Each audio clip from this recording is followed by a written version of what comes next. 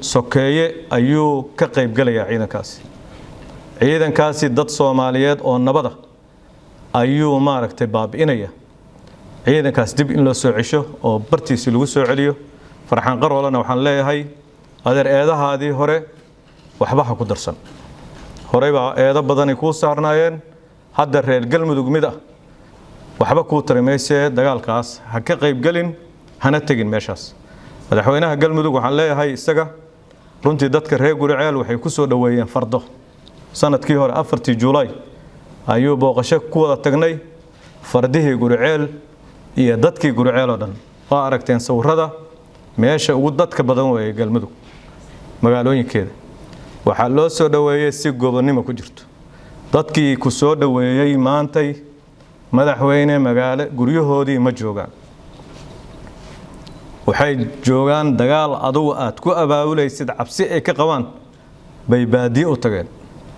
waad ogtahay abaar baa dhulkaas ka jirta oon iyo maaragtay iyo dhibaatooyin bani aadamnimo xoogan baa dadkaas ay way banaan baxayaan nabad bay ku banaan baxayaan cadow lama joogo oo meeshaas meel cadow haysta ma meel cid kasta oo maslaxad wada ay tagi karto meel dadka ahlu sunnada iyo madaxdeedu ay leeyihiin wada hadal baan rabnaa way dadkaas looma quuri karo dagaal looma quuri karo dadkaas barakac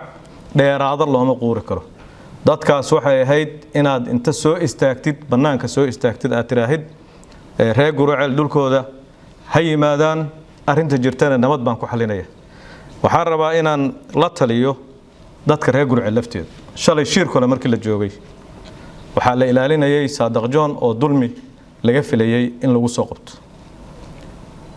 Marinaay markii dagaalku ka socday waxaa la ilaalinayay Xasan Sheekh Maxamuud madaxweynihii hore oo dulmi la rabay in lagu soo qabto ama lagu weeraro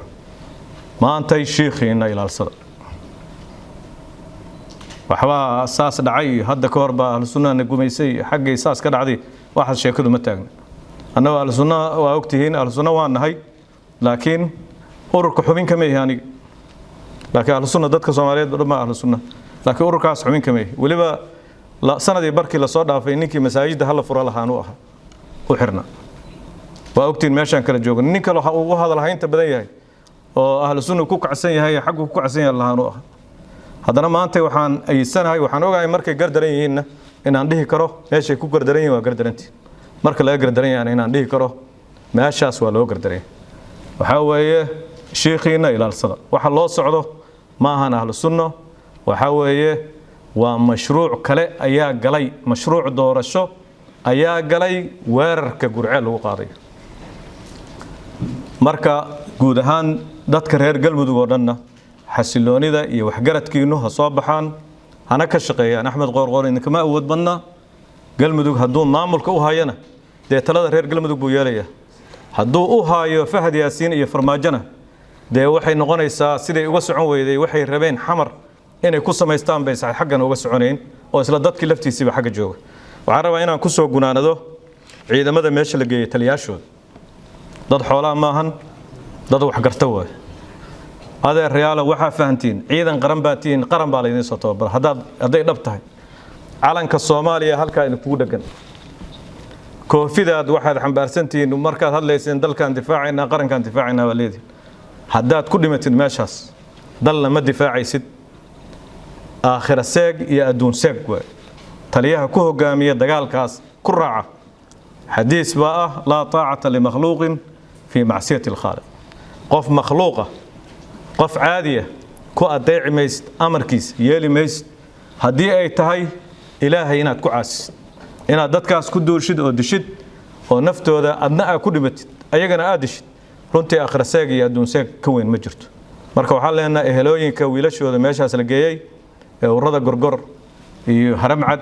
iyo kuwa kale oo ciidanka kale oo xooga dalka Soomaaliyeed ku ilaatanaad meesha jooga waxaan leenahay meeshaas dagaal ma jiro waad ogtiin dagaalku meeshu jiro ha ku raacinina nin kursi ilaalsanaya nin kursi nin qandaraas iyo mashruuc kale oo doorashada in lagu boobo raba marka soo dhaawacantiin oo soo dhimatiin waxa la rabaa ciidamada meesha la geeyay inay noqdaan kuwa doorashada lagu dhaco waxaan ku soo gunaanadayaa waxaan u taagnaan doonaa inaan hogaamiyo dhaqdhaqaaq nabadeed oo diida dagaalka galmudug laga wado waxaan leenahay madaxweynuhu warlord maahan sanduuq haba sidoo rababa ha ahaado ayaa lagu doortay xoog kuma qabsan dalkaas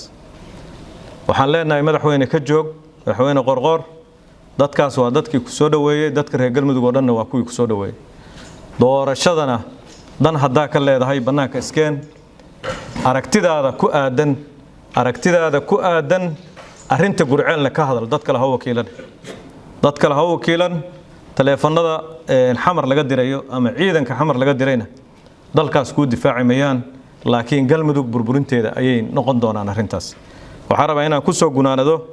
arintaas anigu nabadaan u taagnaan doona galmudugna insha Allah waa ka shaqeyn doona madaxweynuhuna haduu dagaalka ku sii adkaysto waxaan leenahay xildhibaanada baarlamaanka galmudug inay doorkooda saxda ah ay qabsadaan ama madaxweynuhu haduu ku fashilmay dadka reer galmudug inuu isku wado inuu iska casilo xilka sidaas u roon u wajiroon xamar iska soo laabto sida hadda uu ku wado waxa weeye shaqadii galmudugna ma wado shaqa asaga anfacaysa mustaqbalkiisana ma wado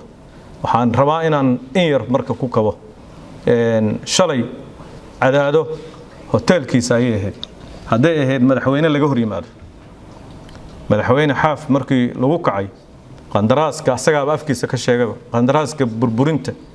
madaxweynahaas iyo galmudug ninkii loo xil saartay Axmed Qorqor buu asaga afkiisa ka sheegay maalin wata aragtay media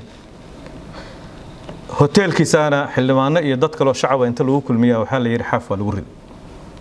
ma cid weerartaa jirtay ma jirin haday ahlu sunna xitaa ka soo horjeedo maamulkiisa asaga hogaamintiisa haday ka soo horjeedo inuu qanciyay leedahay inuu yiraahdo waa weeraraya male shalay asaga intaani in la mid sameeyay madaxweynaha galmudug baad aragteen hore Axmed Ducaale asoo dhahaya 2 sanaan diyaarad ku dulmaraya cadaad yeehaayeen raacadaada ma ahayn mashruucaas ma wadin mashruuca ninka waday isagoo maanta inuu yiraahdo wixii aan sameynay hadii xitaa la igu sameeyo waa dambi oo dadkan dilaya aniga markaan sameynayna waa ay banaantay arintaas arin sax ma ahan runtii waxaan leeyahay ha soo noqo dagaal ka soo noqo dagaalka galmudug baad ku burburinaysaa dagaalka magaaladii ugu dadka badnayd baad ku burburinaysaa mana ku waxaasina kuma eka waxaan rabaa dadka reer galmudugna dhamaantood inay u istaagaan inay gacmaha madaxweynaha qabtaan madaxweynuhu nin walaalkiisa u fiyoobaalay haduu madaxweynuhu naga waashay dadka reer galmudug oo dhan ma waalan asagay tahay inay intay u tagaan ee gacmaha qabtaan oo yiraahdaan ka joog meeshan dadka u sacabatumaya ee dhahaya waa dad badan baa ma ogtahay ninka waxa la yiri markii la luminayo ilaahay qofka markuu luminayo dad wuxuu ku xeeraa talada xunsiya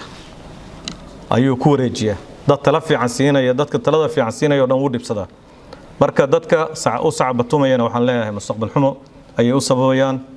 intaas ay ahayd maanta intaan rabay inaan sheego interview caadi ahaan diyaar u noqon doona wixii hadda markaa ka dambeeya maalmaha soo socda weeye hadii Ilaahay yiraahdo